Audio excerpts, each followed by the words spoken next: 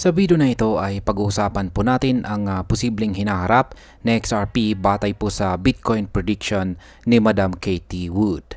Kamakailan lamang po kasi ay nagbigay ang ARK Invest CEO ng projection na maaring umabot si Bitcoin sa presyong $1 million sa hinaharap.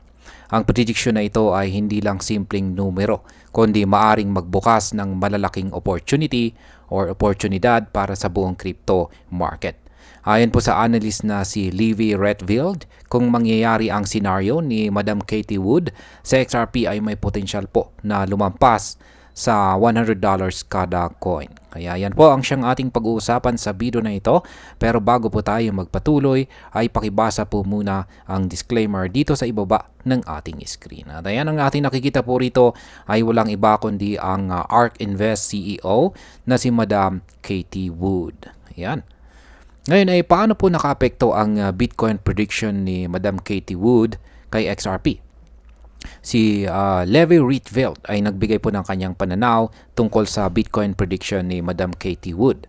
Ipinaliwanag niya na kapag umabot si Bitcoin sa $1 million, malaking dami ng kapital ang papasok sa crypto market. At kapag nangyari ito, hindi lamang si Bitcoin ang makikinabang, kundi pati na rin ang ibang digital assets tulad ng XRP. At sa madaling salita, ang pagtaas po ng presyo ni Bitcoin ay maaring mag-spill over sa iba pang mga cryptocurrencies. Kaya kung ang senaryo na ito ay mangyari, inaasahan po ang malakas na pagtaas ng presyo ni XRP na maaari pong manghikayat ng mas maraming investors na pumasok sa coin.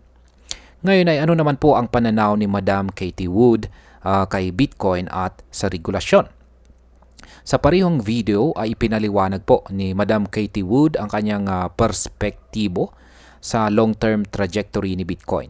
Binanggit niya ang pagbabago sa regulasyon sa United States. Inihambing niya ang dating SEC chairman na si Ginoong Gary Gensler na mas mahigpit sa crypto sa kasalukuyang environment na mas favorable.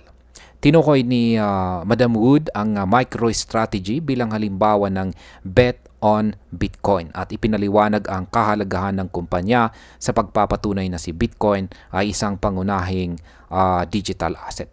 Ayon sa kanya, si Bitcoin ngayon ang gateway para sa institutional investors na pumasok sa digital asset space.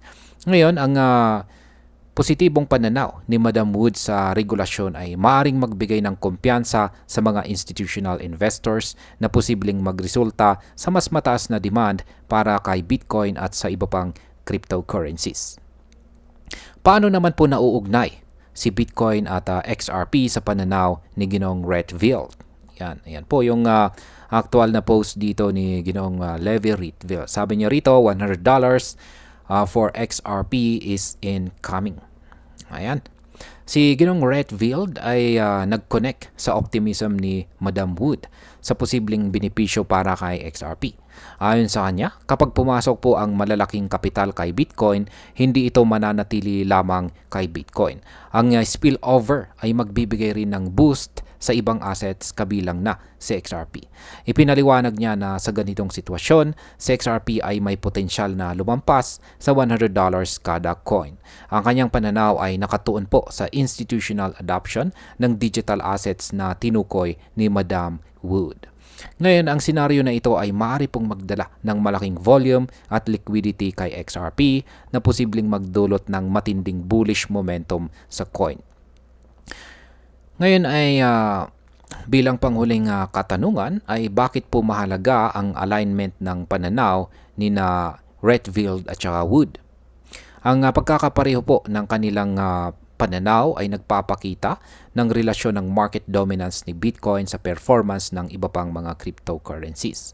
Si Madam Wood ay naglagay kay Bitcoin bilang entry point para sa institutional investments, habang si Ginoong Retfield ay inextend ito kay XRP sa pamamagitan ng redistribution ng capital sa sector. Kaya ang malinaw po na connection na ito ay nagbibigay ng strategic insight sa mga investors na nag-iisip kung saan po nila ilalagay ang kanilang kapital sa crypto market.